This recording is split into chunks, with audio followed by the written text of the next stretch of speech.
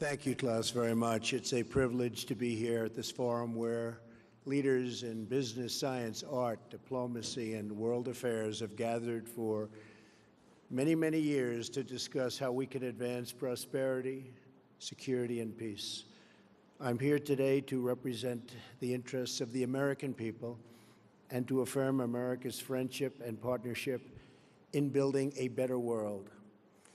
Like all nations represented at this great forum, America hopes for a future in which everyone can prosper and every child can grow up free from violence, poverty, and fear.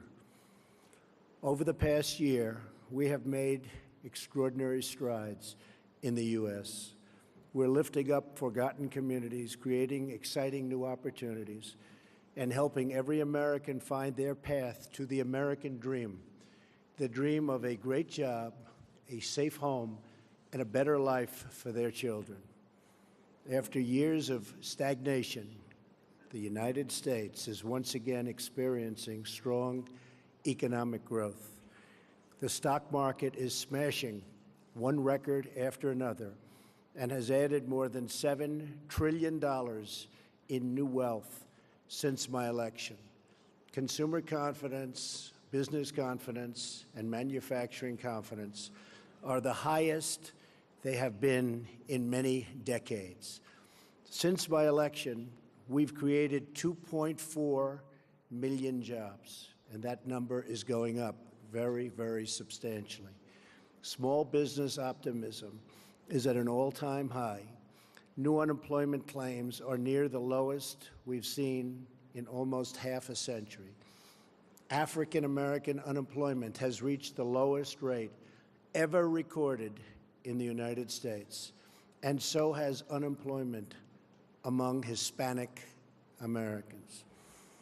The world is witnessing the resurgence of a strong and prosperous America.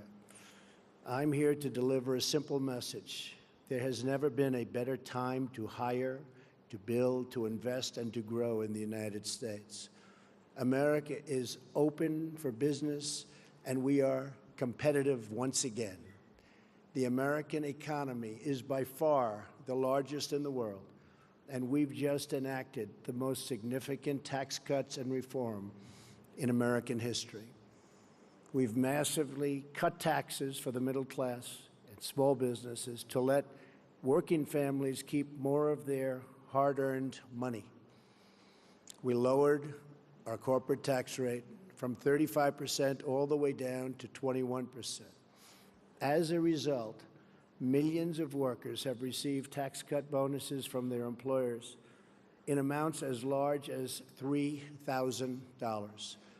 The tax cut bill is expected to raise the average American's household income by more than $4,000.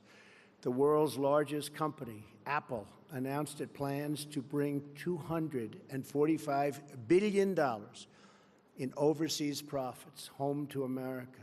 Their total investment into the United States economy will be more than $350 billion over the next 5 years. Now is the perfect time to bring your business, your jobs, and your investments to the United States. This is especially true because we have undertaken the most extensive regulatory reduction ever conceived.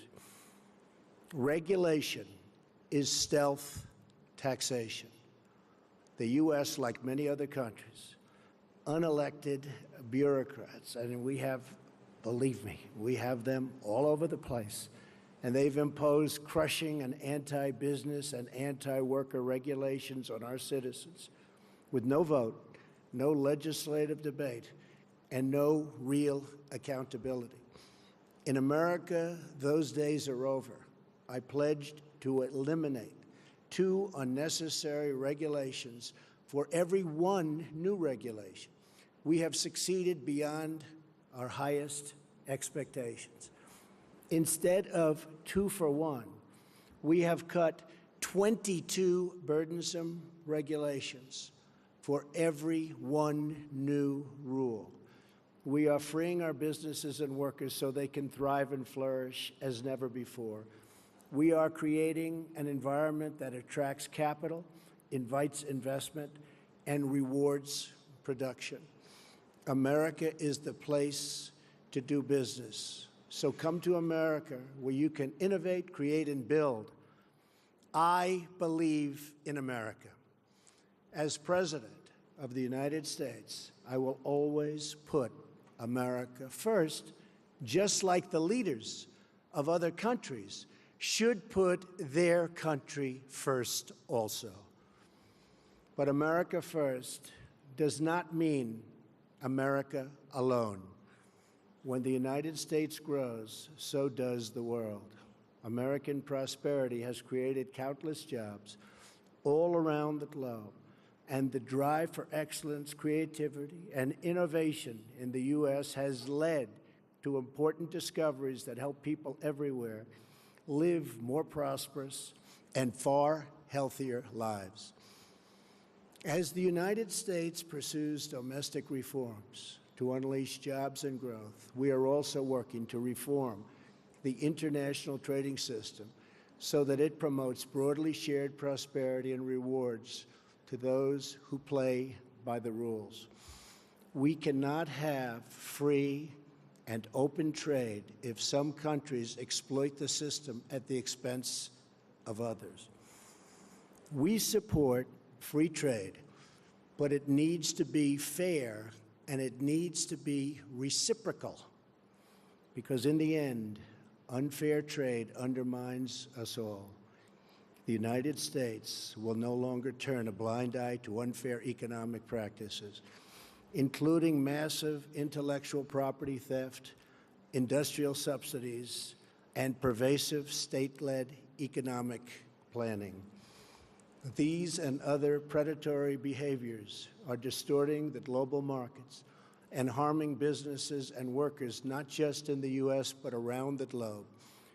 Just like we expect the leaders of other countries to protect their interests, as President of the United States, I will always protect the interests of our country, our companies, and our workers. We will enforce our trade laws and restore integrity to our trading system. Only by insisting on fair and reciprocal trade can we create a system that works not just for the U.S., but for all nations. As I have said, the United States is prepared to negotiate mutually beneficial bilateral trade agreements with all countries. This will include the countries in TPP, which are very important. We have agreements with several of them already. We would consider negotiating with the rest, either individually or perhaps as a group, if it is in the interests of all. My administration is also taking swift action in other ways to restore American confidence and independence. We are lifting self-imposed restrictions on energy production to provide affordable power to our citizens and businesses and to promote energy security for our friends all around the world. No country should be held hostage to a single provider of energy. America is roaring back, and now is the time to invest in the future of America. We have dramatically cut taxes to make America competitive.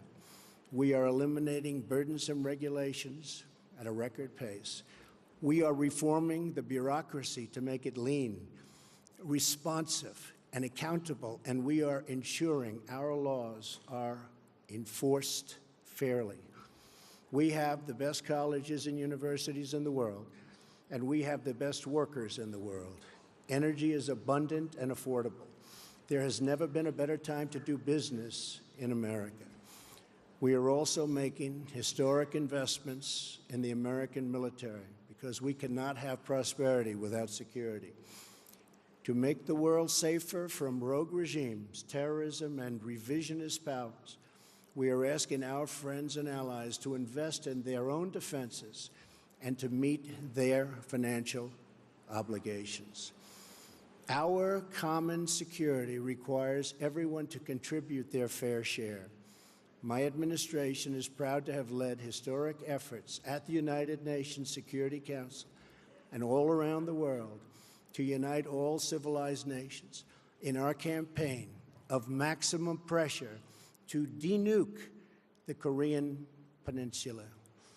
We continue to call on partners to confront Iran's support for terrorists and block Iran's path to a nuclear weapon. We're also working with allies and partners to destroy jihadist terrorist organizations such as ISIS, and very successfully so. The United States is leading a very broad coalition to deny terrorists control of their territory and populations, to cut off their funding, and to discredit their wicked ideology. I am pleased to report that the coalition to defeat ISIS has retaken almost 100% of the territory once held by these killers in Iraq and Syria.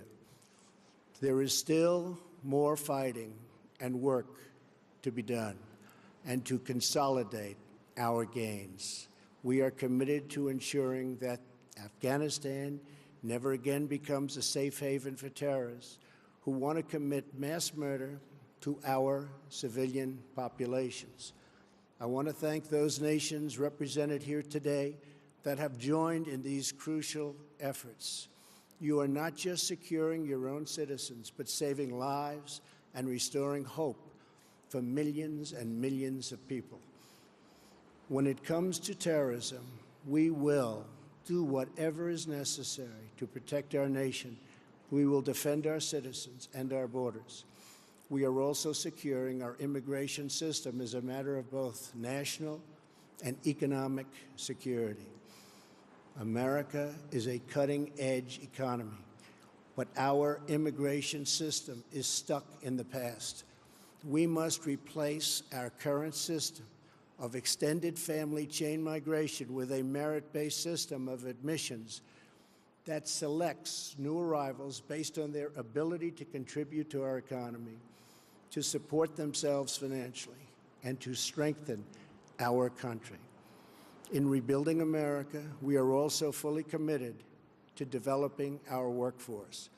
We are lifting people from dependence to independence because we know the single best anti-poverty program is a very simple and very beautiful paycheck. To be successful, it is not enough to invest in our economy. We must invest in our people. When people are forgotten, the world becomes fractured. Only by hearing and responding to the voices of the forgotten can we create a bright future that is truly shared by all. The nation's greatness is more than the sum of its production. A nation's greatness is the sum of its citizens. The values, pride, love, devotion, and character of the people who call that nation home. From my first international G7 summit, to the G20, to the UN General Assembly, to APEC, to the World Trade Organization, and today at the World Economic Forum, my administration has not only been present, but has driven our message that we are all stronger when free, sovereign nations cooperate toward shared goals, and they cooperate toward shared dreams. Represented in this room are some of the remarkable citizens from all over the world. You are national leaders, business titans, industry giants, and many of the brightest minds in many fields. Each of you has the power to change hearts, transform lives, and shape your country's destinies. With this power comes an obligation, however, a duty of loyalty to the people, workers, and customers who have made you who you are. So together, let us resolve to use our power, our resources, and our voices, not just for ourselves, but for our people, to lift their burdens, to raise their hopes, and to empower their dreams, to protect their families, their communities, their histories, and their futures. That's what we're doing in America, and the results are totally unmistakable. It's why new businesses and investment are flooding in. It's why our unemployment rate is the lowest it's been in so many decades. It's why America's future has never been brighter. Today, I am inviting all of you to become part of this incredible future we are building together. Thank you to our hosts. Thank you to the leaders and innovators in the audience. But most importantly, thank you to all of the hardworking men and women who do their duty each and every day, making this a better world for everyone. Together, let us send our love and our gratitude to make them, because they really make our countries run. They make our countries great. Thank you, and God bless you all. Thank you very much.